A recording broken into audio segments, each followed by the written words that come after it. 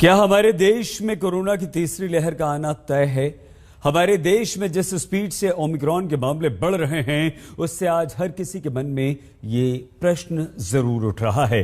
पिछले 24 घंटों में हमारे देश में ओमिक्रॉन के 30 नए मरीज सामने आ चुके हैं। अब ओमिक्रॉन के मरीजों की संख्या 121 से बढ़कर 151 हो चुकी है। महाराष्ट्र में 6 नए केस की पुष्टि होने के बाद ओमिक्रॉन के मरीजों की संख्या 54 हो चुकी है। वहां पर पिछले 3 दिनों के अंदर दिल्ली में ओमिक्रॉन मरीजों की संख्या 10 से बढ़कर 22 हो चुकी है। ओमिक्रॉन के बढ़ते संक्रमण को देखते हुए यह माना जा रहा है कि हमारे देश में जनवरी और फरवरी के महीने में कोरोना की तीसरी लहर आ सकती है। और इसका दूसरा कारण ये कि क्रिसमस और नए साल के जश्न को लेकर देश भर के बाजारों में लापरवाही काफी बढ़ गई है। लोग 2 गज की दूरी और मास्क के जरूरी वाली सावधानी को भूल गए हैं। अगर ऐसा ही चलता रहा तो जो हाल इस समय अमेरिका और ब्रिटेन का है, वो हमारे देश भारत का भी हो सकता है।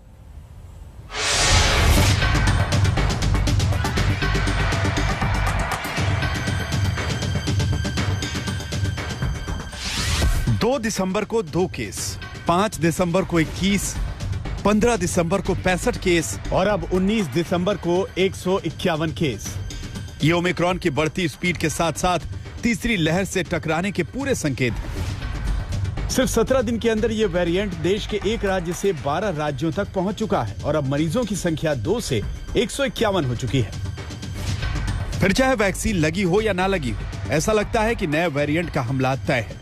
भारत में अब तक ओमिक्रॉन के जितने केस मिले हैं, उनमें ज्यादातर मरीज वैक्सीन की दोनों डोज लगवा चुके हैं। इसके बावजूद ओमिक्रॉन की चपेट में आ गए।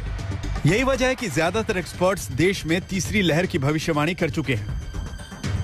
WHO ने अपनी नई एडवाइजरी में लोगों से यह अपील की है कि ओमिक्रॉन को हल्के में लेकर लापरवाह न हो जाएं, क्योंकि ओमिक्रॉन से जुड़े सारे तथ्य अभी सामने नहीं आए हैं।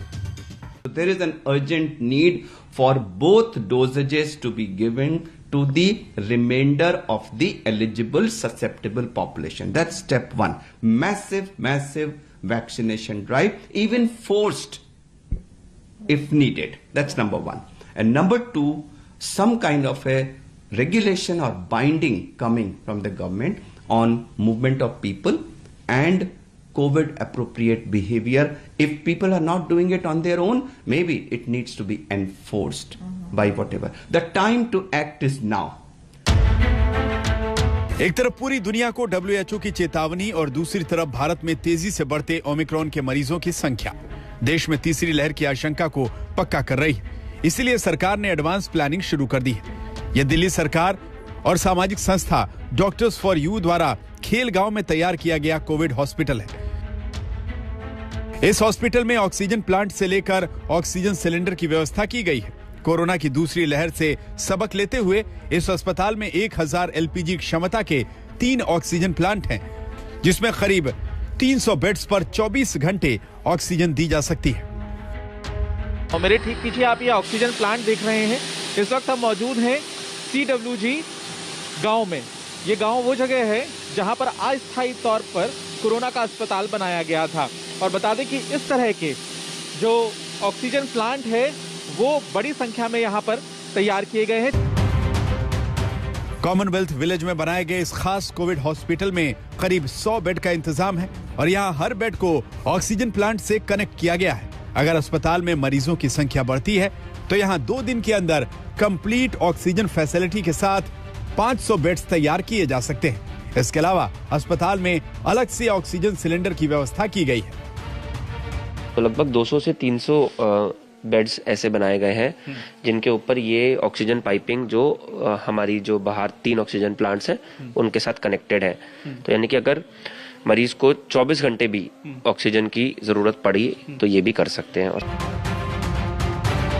एक तरफ सरकार तीसरी लहर के खतरे को देखते हुए तैयारी शुरू कर चुकी है, तो ऐसे बहुत से लोग हैं जो अभी भी दूसरी लहर की तबाही को देखने के बाद भी तीसरी लहर के खतरे से बेखबर हैं। बाजार में बिना मास्क और 2 गज की दूरी वाली सावधानी के साथ समझौता कर चुके हैं। सबसे ज्यादा खतरे की बात यह है कि देश में अभी बहुत से लोगों को दूसरी डोज लगी भी नहीं है, जो सार्वजनिक जगहों के लिए बड़ा खतरा है।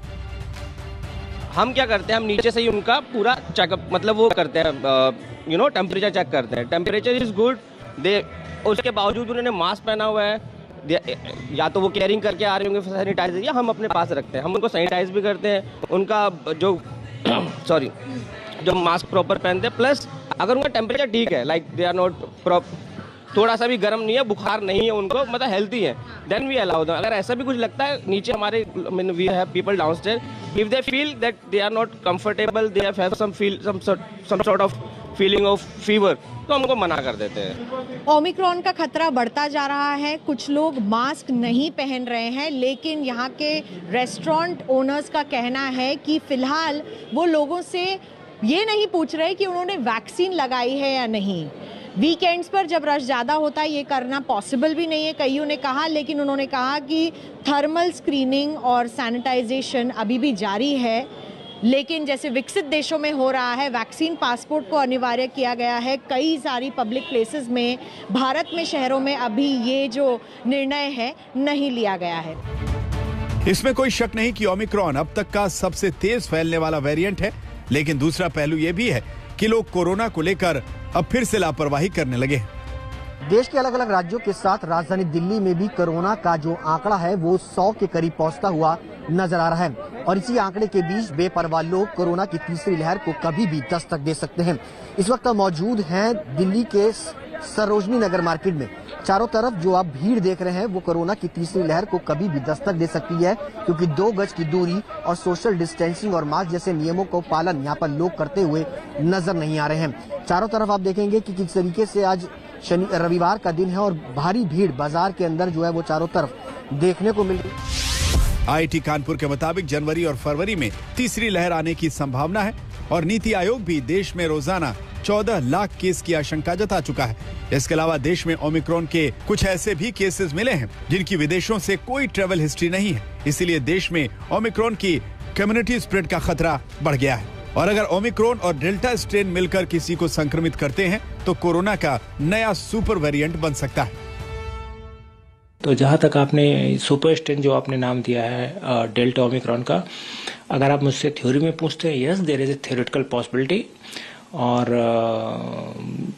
ये ना तो पहला वेरिएंट है जो आया और ना ही आखिरी वेरिएंट है जो आया है। मुझे लगता है कि आने वाले समय में और वेरिएंट आते रहेंगे, वो इनके कॉम्बिनेशन से हैं, अलग से हैं, कैसे हैं, ज़्यादा तेज हैं, ज़्यादा तेजी से फैलते हैं, ज़्यादा मौत करते हैं, ज़्यादा बीमारी करते हैं, कम बीमारी करते हैं, कम मौत करते हैं, वैक्सीन कम्युनिटी को इवेट कर जाते हैं। ये सारी बातें कहना थोड़ा सा जल्दबाजी होगा। टेस्टिंग और वैक्सीन ओमिक्रॉन से लड़ने के 2 सबसे बड़े हथियार हैं, लेकिन अब एक्सपर्ट्स भी मान रहे हैं कि नए वेरिएंट पर वैक्सीन का असर कम हो सकता है। इसलिए ये लड़ाई आपकी सावधानी और सतर्कता के कंधों पर आकर टिक गई। जरूरी है कि भीड़ भाड़ से बचा जाए और चेहरे से मास्क बिल्कुल न हटाया जाए। आपकी सावधानी ही इस संकट से बचा सकती है। मिलन शर्मा और पंकज जैन के साथ आज तक ब्यूरो।